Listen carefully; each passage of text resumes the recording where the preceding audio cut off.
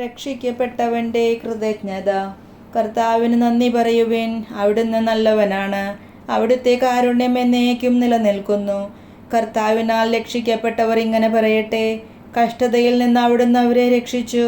ദേശങ്ങളിൽ നിന്ന്, കിഴക്കുനിന്നും പടിഞ്ഞാറുനിന്നും വടക്കുനിന്നും തെക്കുനിന്നും അവിടുന്ന് അവരെ ഒന്നിച്ചുകൂട്ടി.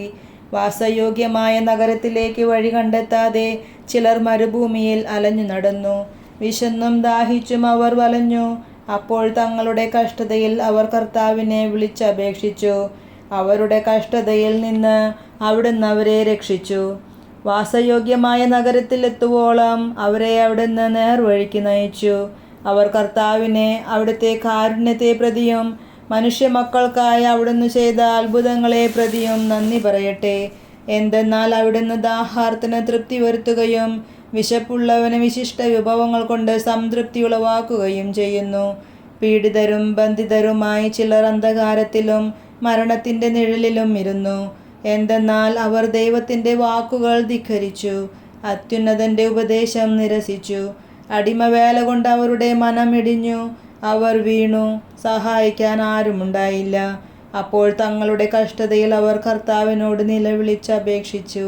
അവിടുന്ന് അവരെ ഞെരുക്കങ്ങളിൽ നിന്ന് രക്ഷിച്ചു. അന്ധകാരത്തിൽ നിന്നും മരണത്തിൻ്റെ നിഴലിൽ നിന്നും അവിടുന്ന് അവരെ പുറത്തു കൊണ്ടുവന്നു. അവരുടെ ബന്ധനങ്ങൾ പൊട്ടിച്ചെറിഞ്ഞു.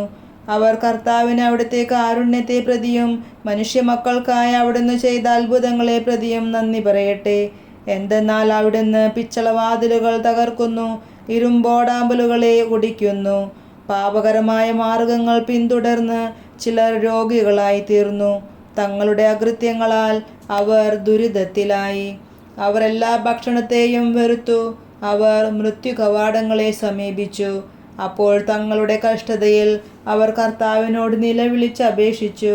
അവിടുന്ന് അവരുടെ ഞെരുക്കങ്ങളിൽ നിന്ന് രക്ഷിച്ചു.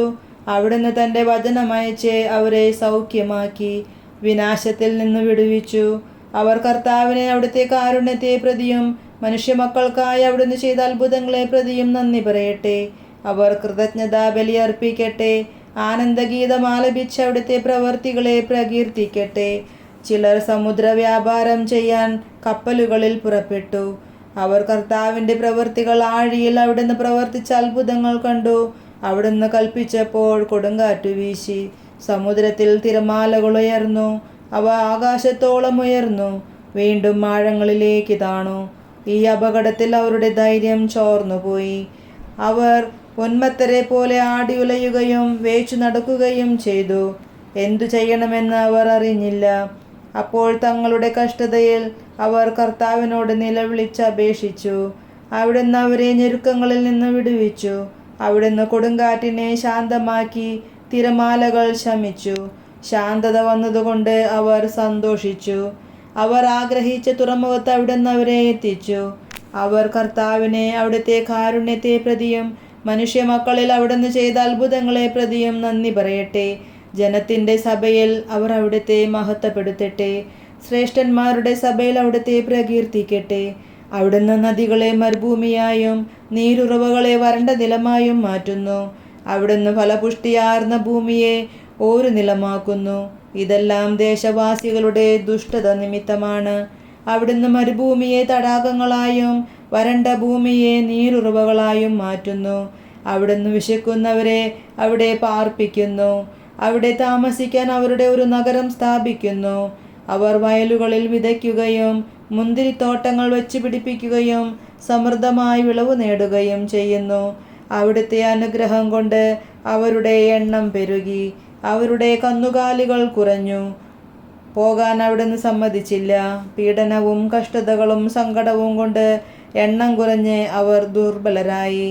അപ്പോൾ അവിടുന്ന് പ്രഭുക്കന്മാരെ നിന്ദാപാത്രങ്ങളാക്കുകയും വഴിയില്ലാത്ത ശൂന്യപ്രദേശങ്ങളിൽ ഉഴലാൻ അവർക്ക് ഇടവരുത്തുകയും ചെയ്തു. എന്നാൽ പാവപ്പെട്ടവരെ അവിടുന്ന് പീഡനത്തിൽ നിന്ന് കരകയറ്റി. ആട്ടിൻപറ്റത്തെ എന്ന പോലെ അവരുടെ കുടുംബങ്ങളെ വർദ്ധിപ്പിച്ചു. പരമാർത്ഥ ഹൃദയർ ഇത് കണ്ട് സന്തോഷിക്കുന്നു. ദുഷ്ടർ മൗനം പാലിക്കുകയും ചെയ്യുന്നു. വിവേകമുള്ളവർ ഇത് ശ്രദ്ധിച്ചു ഗ്രഹിക്കട്ടെ. മനുഷ്യർ കർത്താവിൻ്റെ കാരുണ്യത്തെപ്പറ്റി ചിന്തിക്കട്ടെ. ആമേൻ.